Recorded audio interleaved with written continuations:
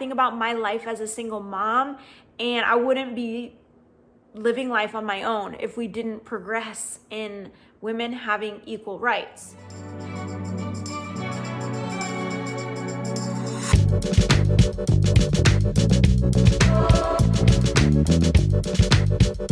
Hey friends, welcome back to my channel. Today is a video I've been wanting to do for quite a while now, you guys.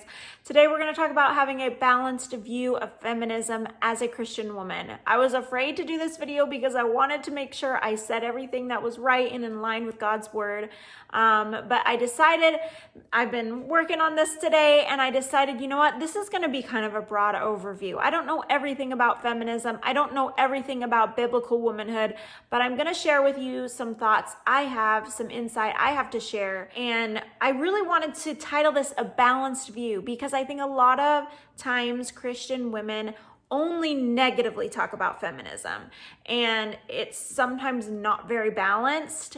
We don't talk about the positives that feminism has done for women, and because we're not talking about that and we're only talking about the negatives, sometimes I think it undermines women who have undergone and experienced really negative impacts from how men have treated them, trauma that they've experienced. I do feel like there's something to say that if we're only talking about everything bad about feminism, it sometimes undermines women's experiences. So let's get into this. First, I want to talk about a little brief history lesson. I really enjoyed researching these things, and I think you'll be enlightened a little bit about our history of the accomplishments that women have made in not a very long period of time. This has not been that long ago. So in 1840, that was when the first woman graduated with a bachelor's degree. It was Catherine Brewer, and along with her, and it was like 10 other women, they were the first women to graduate from college, which is a big achievement. Moving on from there, it wasn't until 1920, which really, you guys, is only 102 years ago, that women got the right to vote. That's not that long ago. And if you back up and do a little research about the whole suffrage movement, that started in the 1800s, where women began to champion for the right to vote. But it wasn't until 1920 that women got the right to vote. And that didn't even cover women of color or Native American women that didn't even get that until later. So this has been not that long of a history when it comes to women's rights to vote. And then moving on from there, I listened to this podcast recently about, it was kind of about feminism and stuff, and she wasn't a Christian, but she brought up the fact, and I had to look this up online because I was like, really? I can't believe this is true. It wasn't until the 1960s, that women got the ability to own their own bank accounts, you guys. That's just insane to me that that's like 62 years ago. Crazy to me. Before that, I think women had to have a man like sign on with them or go with them to get a bank account. Like they couldn't just have it on their own. So I think about, right now I'm only highlighting the positive effects of feminism. But I think about how far we've come in women's rights and how I'm really thankful for that. I think about my life as a single mom, and I wouldn't be living life on my own if we didn't progress in women having equal rights. And feminism, just the basic definition, I've been getting some of this research from a Britannica article, and it says feminism is the belief in social, economic, and political equality of the sexes. So I think many of us would probably agree with that overarching statement, but things kind of got haywire and went wrong a little bit after women got the right to vote, or around that time, I think was kind of this changing in directions a little bit. And in that Britannica article I read about feminism, I wanted to read to you this little section. So this woman named Emma Goldman was the nation's leading anarchist. She mocked the notion that the ballot could secure equality for women, since it hardly accomplished that for the majority of American men. Women would gain their freedom, she said, only by refusing the right to anyone over her body, by refusing to be a servant to God, the state, society, the husband, the family, etc., by making her life simpler but deeper and richer. Likewise, Charlotte Perkins Gilman in Women in Economics in 1898 insisted that women would not be liberated until they were freed from the domestic mythology of home and family that kept them dependent on men. So you can see there where kind of abortion comes from that train of thought, which abortion is a huge negative impact of feminism, and I don't want to miss the fact of that, which 1973 was when Roe versus Wade became legal, abortion became legal. So that is a huge negative effect of feminism. But I also wanted to highlight some positive things that women's rights have largely done for us as women in today's day and age, things that we should be grateful for. So then moving on to, I want to talk a little bit about, in this Britannica article I read, it was talking about a fourth wave of feminism that they said, I don't think it's totally consenting by everyone that we're in a fourth wave, or that we had a fourth wave of feminism. It's kind of like it could have been, but this happened in 2012, which is not that long ago. I mean, I was like in my 20s, I guess. Yeah, I was about 20 then. And this fourth wave of feminism, I'm going to read from that Britannica article, said, although debated by some, many claim that a fourth wave of feminism began about 2012 with a focus on sexual harassment, body shaming, and rape culture, among other issues.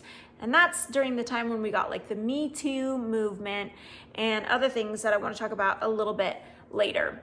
So feminism has done a lot of positive things. Some will say some positive things for women and the rights. I guess women's rights hasn't always been under the guise title of feminism, because when women started being able to go to college, feminism I don't think was going on so much then. Correct me if I'm wrong, but there's been a lot of negative implications of feminism and undermining the roles of women being taking care of the home and being mothers and those kind of things, which I want to get into more. But I want to state just two facts that I feel like are really important to share as we think about women's roles. And number one, this fact is that women have been mistreated throughout history and oppressed by men. We've got to say that. I mean, that is a fact. Women throughout history have been mistreated and have been oppressed by men, unfortunately. And number two is that it does a disservice to women to be stereotyped, whether that is a stereotype over our body types, like the whole Barbie body, whether that's a stereotype over our interests or our gifting, that every woman has to be this amazing cook and homemaker and every woman should never work or something like that. These stereotypes are not beneficial to women, because God has created women of all different shapes and sizes, gifting and ability, and even lifestyle. I mean, some women are not called to get married. Some women are not able to have children. Does that mean that they're less of a woman or not living in their roles because they're not doing that? No. What's most important is that we're obedient to the calling that God has put upon our life. And so that's going to mean women of all different giftings and abilities and the life that they live. I remember, and I looked this up online, I'm going to link it below, when Dove came out with their Real Beauty campaign. The first one came out in 2004. There we go. And I remember seeing that for the first time, and it's this video of a woman, and it's showing the process of her getting her hair and makeup done for a photo shoot, and then after that being on the computer, being all changed up, and gotten rid of imperfections and changing the shape of her face. And that was like the first time of us really seeing, that was like a revolutionary ad campaign. Dove did such a good job of seeing what culture has put on women to look a certain way and be a certain way, and that women in the ads and in the magazines aren't even real women because they've been so processed and so done over to look a certain way. And so that was a really positive thing, I think, that Dove has done. And we've seen other campaigns which I'm not a fan of seeing women in bras and underwear, but like the Aerie, I don't know what their campaign was called, but like the Real Bodies campaign where they were not gonna do any after like touching up of photos, and Dove showing women of all different sizes. Those things have been really good for women and showing that, again, there's not this one size fits all, that we're all different, we're all unique. That said, I want to share 3 truths that I believe are very important for us as women who want to view our role in a godly mindset, having a healthy view of womanhood. We need to believe and hold on to these 3 very basic truths. Number 1 is that women are not better than men. This probably sounds obvious to some of you, but I think, in 2011, do you remember when Beyonce's song came out? Like, who runs the world? Girls, who runs the world? I remember when that came out. And it was like this shift from, instead of almost saying like women and men are equal, it's like, no, women are better than men. And we see that in shows sometimes where, you'll have this guy that's weak and kind of dumb, and the woman comes in and rescues and saves the day. And it's so important for us as godly women who want to be obedient to him, that we realize, as Romans 6:23 says, that all fall short of the glory of God. We all are born with a sinful nature. And I know that if you have experienced trauma from the treatment of men, it can be so hard to let go of that pain, that bitterness, and almost that jaded view of men in general. It can be really hard, but that's something that we have to submit to the Lord, and realizing that God has created men and women and that we're all important and valuable to him. So if you're struggling with that bitterness and that jaded view of men, that I would encourage you to pray, God, help me to see men as you see them, as created by you and loved by you. And that's something that I've had to deal with myself. So the second truth I want to share is that women are not interchangeable with men.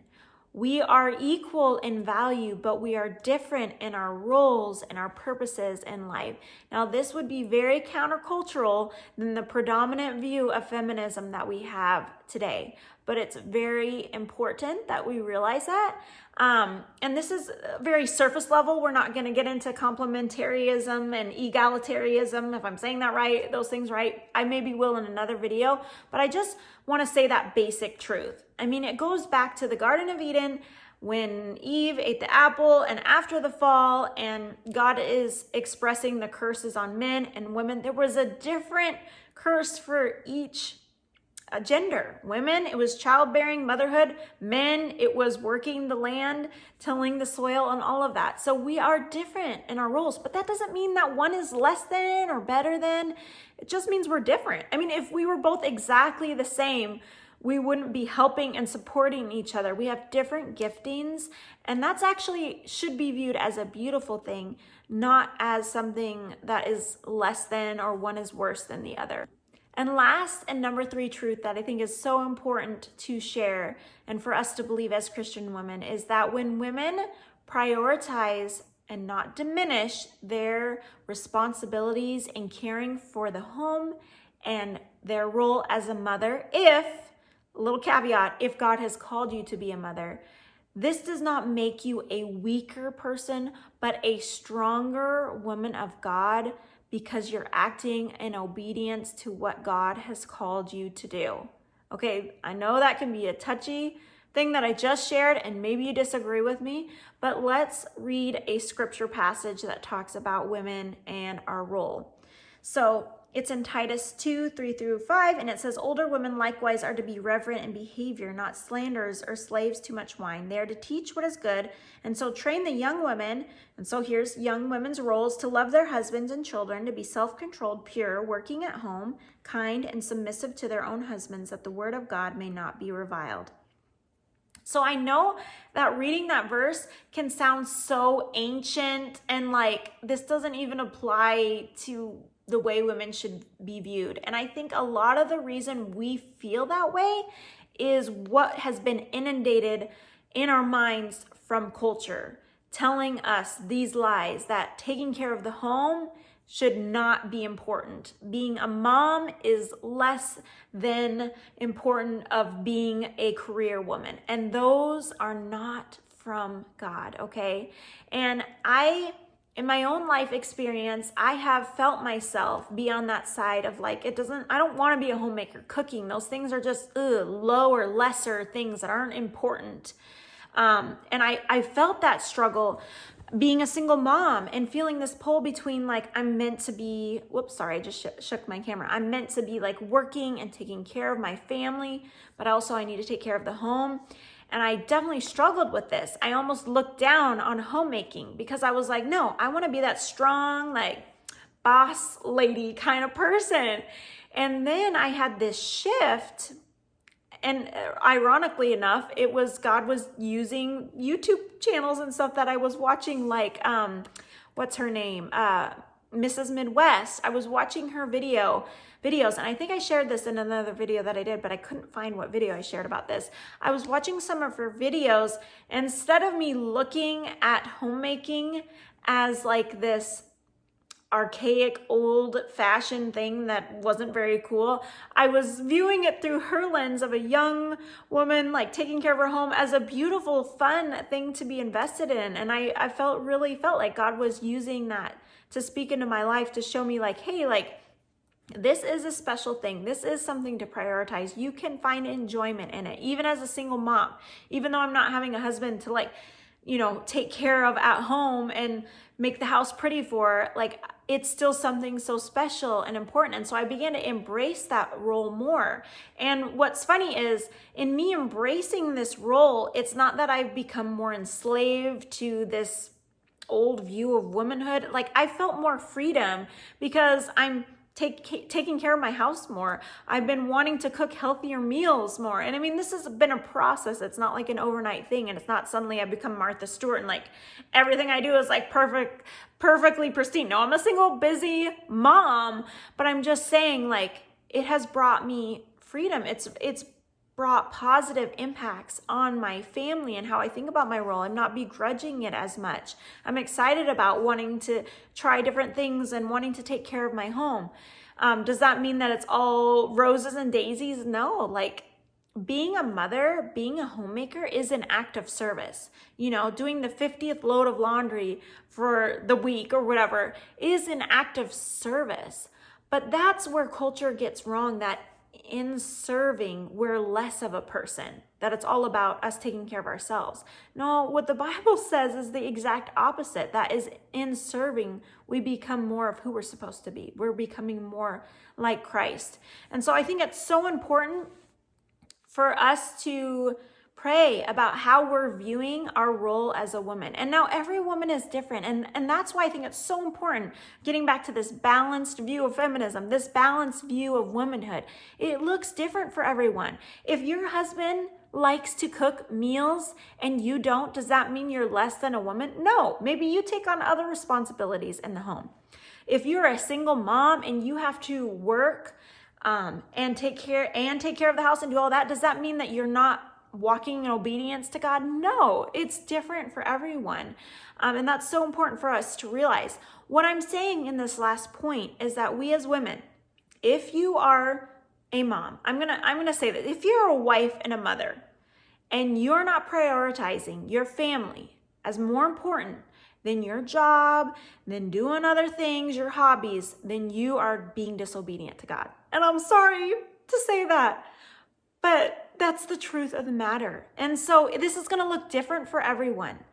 But when you are acting in obedience to God in this area of your life, it will require sacrifice, okay? It may mean that because you want to prioritize your role as a mom, that you're going to have to cut things in your budget because maybe you're not going to work as much or not work at all, whatever that may be, whatever that looks like for you, so that you can be home with your kids more, so that you can stop just getting McDonald's every meal because you're so exhausted by the time you get home that you can't even cook meals for your kids. It's going to require sacrifice, but I'm going to tell you that it will be worth it. You will reap blessings in your life. God will take care of you. This has been my overarching mindset as a single mom, and I've said this before to you guys, is that when you're doing what God has called you to do, He's going to provide the necessary tools to do it. Like, God has taken care of me time and time and again as I've chosen to work part-time and to homeschool my kids. And that may look different than you. Again, I'll say that over and over again. God may call you to a completely different lifestyle than mine. I'm not saying it should look exactly like mine, but I want you to know is that as you pray about, God, am I being obedient to you? Am I prioritizing my roles as mother and wife, or only mother or only wife? Am I doing that? And if you are not doing that, and God is calling you to take a step of faith and make a sacrifice, He will take care of you guys. I guarantee it. He will take care of you, and you will see God's work in amazing ways in your life as you take this step of faith. So don't listen to the cultural lies that says women should be this certain way, that you're only valuable if you're this way. Listen to what the Lord is telling you, and you will reap so many blessings and peace and contentment in walking in obedience to Him. And other people may not get it.